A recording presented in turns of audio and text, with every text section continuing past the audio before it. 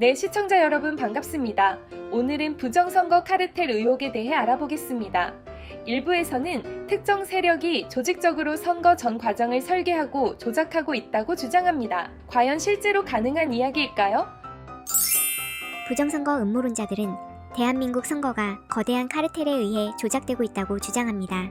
이들 주장에 따르면 해외 세력을 중심으로 선관위, 특정 정치 세력, 사법기관, 언론, 우정사업본부 등 선거와 관련된 모든 기관이 매수되어 부정선거를 기획하고 실행하고 있다고 합니다. 21대 총선 이후 총 126건의 선거 무효 소송이 제기되었는데 대법원이 이를 모두 기각하거나 각하했는데요. 이를 근거로 대법원 역시 카르텔의 일부라고 주장하고 있습니다. 또한 세계선거기관협의회가 개발도상국에 부정선거 시스템을 설치해주고 검은 돈을 세탁하는 범죄 허브라는 주장도 제기되었습니다.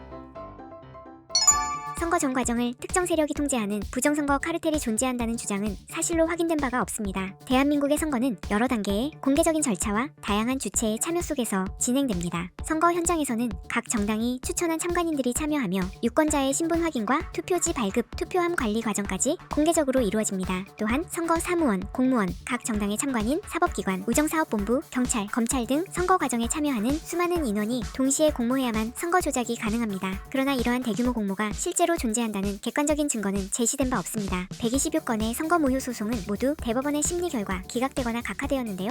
사법부는 재검표와 투표지 감정 등 철저한 증거 조사를 진행하였지만 선거 결과가 조작되었다는 주장에 대한 근거는 발견되지 않았다고 판단했습니다. 논란이 되었던 이상 투표지는 실제로 확인된 것이 맞으나 선거 조작의 증거가 아닌 행정적 실수 혹은 기계의 오류로 밝혀졌습니다. 또한 이를 근거로 대법원 역시 부정선거 카르텔의 일부이라는 주장 역시 이를 입증할 증거 자체가 제시된 적이 없어 설득력을 갖기 어렵습니다. 세계선거기관협의회가 개발도상국에 한국형 전자 개표 시스템을 설치해준 부정선거 범죄의 허브 역할이었다는 주장 역시 대법원에서 허위로 판결했습니다. 해당 기관은 전 세계 109, 개국 119개의 선거관리기관이 참여하는 비영리 협의체로 특정 상품이나 기술을 영리 목적으로 수출하지 않습니다. 신생민주주의 국가 8개국의 투 개표 IC 장비 지원 사업을 시행했으나 지원한 장비가 부정선거에 사용되었다는 사실은 확인된 바 없습니다. 또한 의혹 제기자들이 언급한 우간다, 볼리비아, 베네수엘라 등은 ODA 사업 지원 대상국조차 아닙니다.